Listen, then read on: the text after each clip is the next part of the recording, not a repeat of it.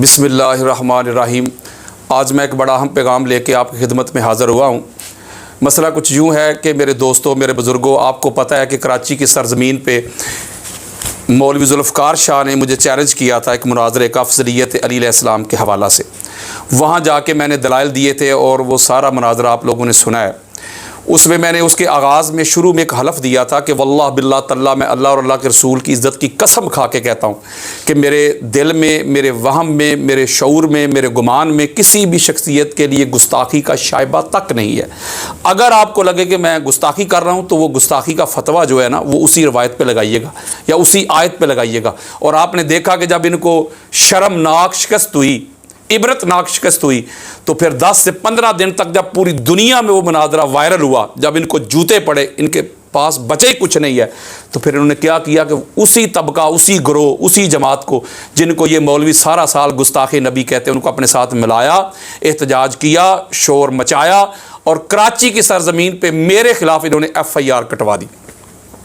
یعنی یہ نعرہ لگایا کہ میں نے معاذ اللہ صحابہ کی گستاخی کی ہے، حالانکہ میں نے کسی شخصیت کی گستاخی نہیں کی تھی۔ میں نے قرآن پڑھا تھا اور مصطفیٰ کا فرمان پڑھا تھا، اس کو لے کے انہوں نے FIR کٹوائی، بڑا شور و غوغا کیا، بڑے لوگ، بڑے مینڈک باہر نکل آئے جو بڑا کرلاتے رہے، بڑا کچھ کرتے رہے، لیکن میں نے ہر ایک کو چیلنج کیا تھا۔ اگر کسی کو لگتا ہے کہ وہ میرے الفاظ گستاخی ہیں، اہانت ہیں، تو میرے سامنے آ کے بات کرے۔ کسی نے بھی نفس مسئلہ پہ بات نہیں کی تھی، جس نے بھی بات کی تھی بس یہی گستاخی ہو گئی، گستاخی ہو گئی۔ وہ گستاخی کیا ہو گئی اس پر کسی نے بات نہ کی۔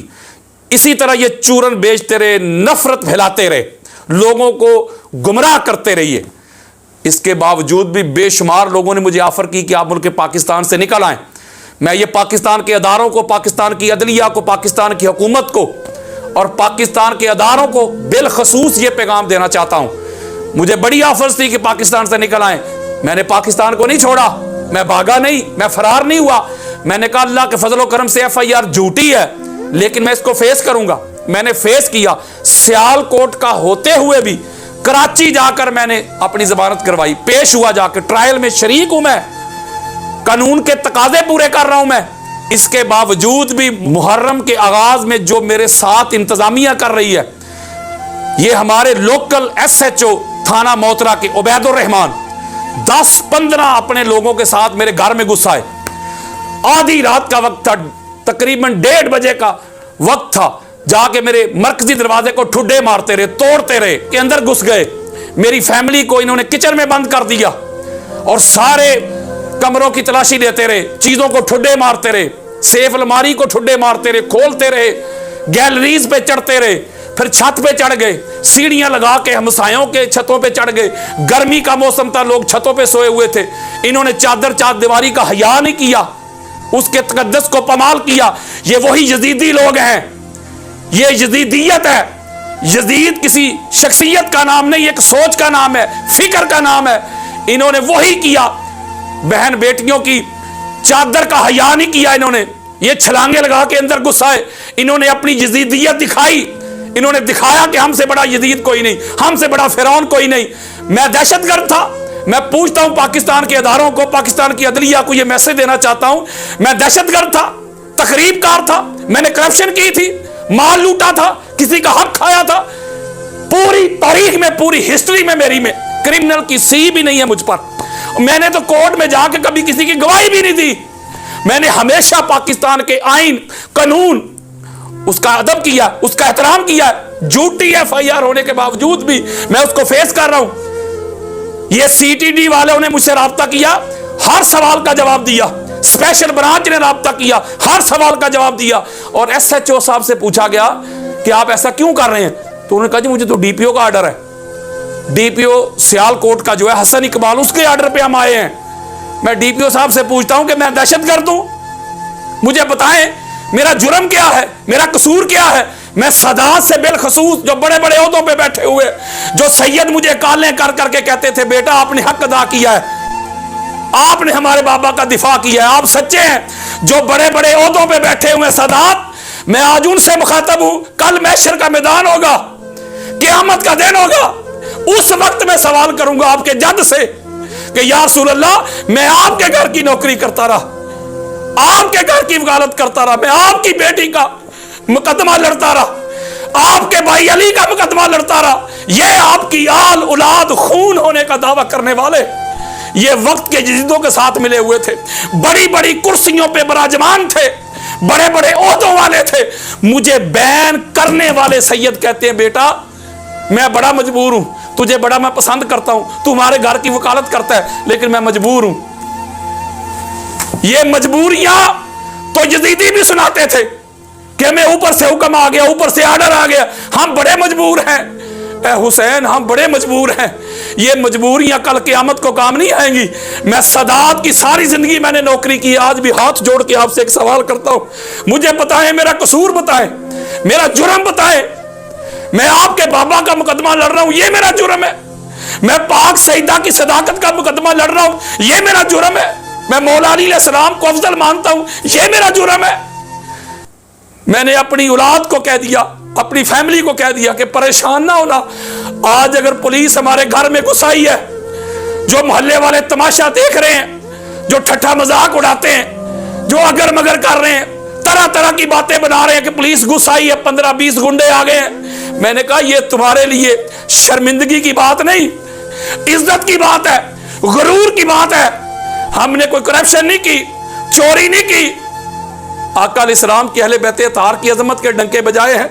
मैंने कहा मेरे घर की इज्जत पाक सईदा के घर की इज्जत से तो बुलंद नहीं है, मेरी बेटी उसकी इज्जत सईदा सुकीना की इज्जत से तो बढ़कर नहीं है।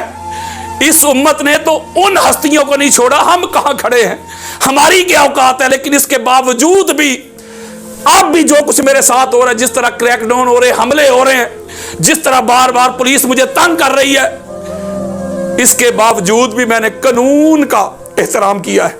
मैं कानून के दरवाजे पे गया हूं, मैंने डीसी के दरवाजे पे जाके दरखास्त दी, मेरी नहीं सुनी गई। एडीसीजी के पास गया, मेरी नहीं सुनी गई। होम मिनिस्ट्री के पास गया, मेरी नहीं सुनी गई। सदाते एजाम मुझे बताए मैं किधर जाऊं। जिनके पास जाता हूं मुझे कहते ऊपर से आर्डर आया। ये ऊपर वाले कौन है? मुझे ऊपर वालों को तो पता चल जाए। हर बंदा जिसके पास जाता हूं वो कहते ऊपर से आर्डर आया, ऊपर से आर्डर आया। इसका माना क्या है, इसका मतलब क्या है? मैं मुल्क पाकिस्तान छोड़ जाऊं? मेरा तो जीना मरना मुल्क पाकिस्तान के साथ था।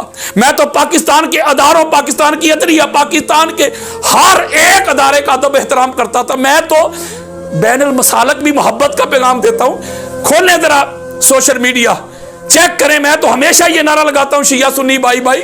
मैं तो हर वक्त ये कहता हूं कि अपनी फिका को छोड़ो ना, दूसरी को छेड़ो ना, करीब आ जाओ। मैं तो मोहब्बतें बांटता हूं, मैं तो टॉलरेंस की बात करता हूं, कंपैशन की बात करता हूं, ब्रदरहुड की बात करता हूं।